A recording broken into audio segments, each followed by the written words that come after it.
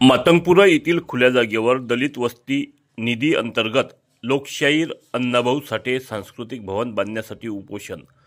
Anjangaon Surji DP रोडवर असलेल्या मातंगपुरा येथील खुल्या जागेवर दलित वस्ती सुधार योजना अंतर्गत लोकशाहीर अण्णाभाऊ साठे सांस्कृतिक भवन बांधण्यासाठी आज दिनांक 15 जानेवारी रोजी दुपारी 1 वाजतापासून उपोषणाला सुरुवात करण्यात आली आहे।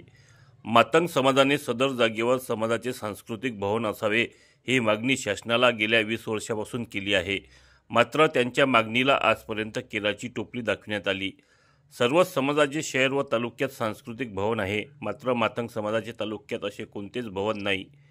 ज्या जागेवर मातंग समाज सांस्कृतिक भवनाची मागणी करीत आहे त्या जागेवर नगर परिषदेने दलित वस्ती सुधार योजना अंतर्गत सौंदर्यीकरणासाठी 24 लाख रुपयाचा निधी मंजूर केला, मात्र इतक्या वर्षाच्या भवनाच्या मागणीसाठी नगर परिषदेकडे निधी नाही, म्हणून मातंग समाजाने नमूद ठिकाणी भवनासाठी आजपासून उपोषणाला सुरुवात केली आहे। या ठिकाणी जे काही नगर परिषदनं कामाची सुरुवात केलेली आहे, हा जो काही ओपन स्पेस आहे जवळपास जवळपास 5000 स्क्वेअर फूटच्या आसपास हा ओपन स्पेस आहे आणि दलित वस्तीला लागून आहे।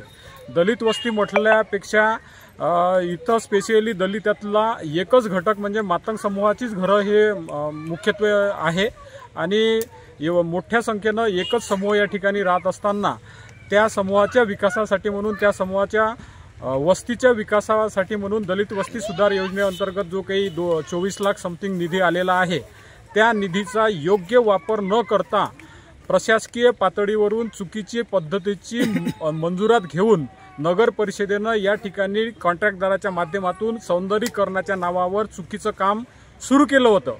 ते काम आम्ही 12 जानेवारीपासूनच या ठिकाणी बंद केलं आणि मी सीओ साहेबांना नगर परिषद सीओ अंजनगाव सुर्जी यांना फोन केला आणि त्यांचा या संदर्भामध्ये भूमिका जाणून घेतली।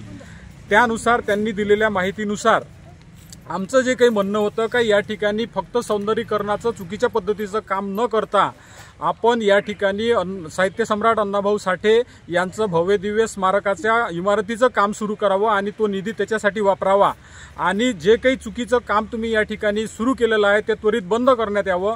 या संदर्भातला आमचा एकंदरीत सारासार मागण्यांचा विचार करता माझं जे काही त्यांच्याशी बोलणं झालेलं आहे त्यांनी दिलेल्या मला माहितीनुसार त्यांनी एक मागणी आमची जवळपास मंजूर केलेली आहे। जे काम सुरू आहे ते काम बंद करण्याचा आदेश जो आहे त्यांच्या स्तरावरून त्यांनी तसं पत्र काढून माननीय जिल्हाधिकारी अमरावती यांना त्यांनी कळवलेलं आहे आणि आज रोजी काम बंद करण्यासंदर्भातला नगर परिषदेकडनं जवळपास निश्चित झाल्याचं याच्यावरून स्पष्ट दिसत आहे। असं असलं तरी ही जी काही सार्वजनिक वापरातली जागा आहे ही निश्चितपणानं दलित वस्तीच्या विकासासाठी आहे। दलित जो काही समूह या ठिकाणी मातंग समाजाचा आहे त्यांच्या सार्वजनिक वापरासाठी हा स्पेस वापरण्यात यावा आणि या ठिकाणी स्मारक अण्णाभाऊ साठेंचं स्मारक आणि जे काही सार्वजनिक उपक्रम आहे त्याच्यासाठी एक सामाजिक भवन या ठिकाणी निर्माण व्हावं याच्यासाठी आमचा सातत्यानं हा लढा पुढे चालू राहणार आहे।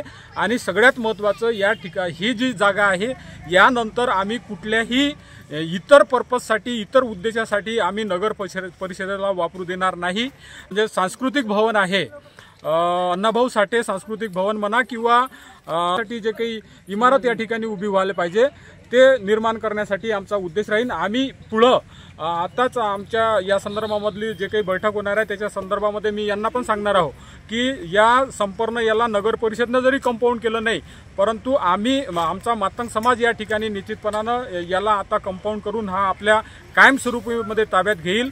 या ठिकाणी येत्या 2 दिवसामध्ये साहित्य सम्राट अण्णाभाऊ साठे यांची भव्यदिव्य प्रतिमा मोठं फ्लॅक्स लागून सातत्यानं त्याचं पूजन आणि त्याची दैनंदिन वापरासाठी त्याच्या हा जो काही परिसर आहे सार्वजनिक वापरासाठी करण्यात येईल। याची दखल नगर परिषदेनं घ्यावी आणि पुढच्या काळामध्ये येणाऱ्या अगदी थोड्या वेळामध्ये जो काही निधी प्रशासकीय पातळीवर मंजूर झालेला आहे त्या निधीचा वापर सांस्कृतिक भवन साहित्य सम्राट अण्णाभाऊ साठे यांच्या नावावर निर्माण करावं, वाचनालय निर्माण करावं।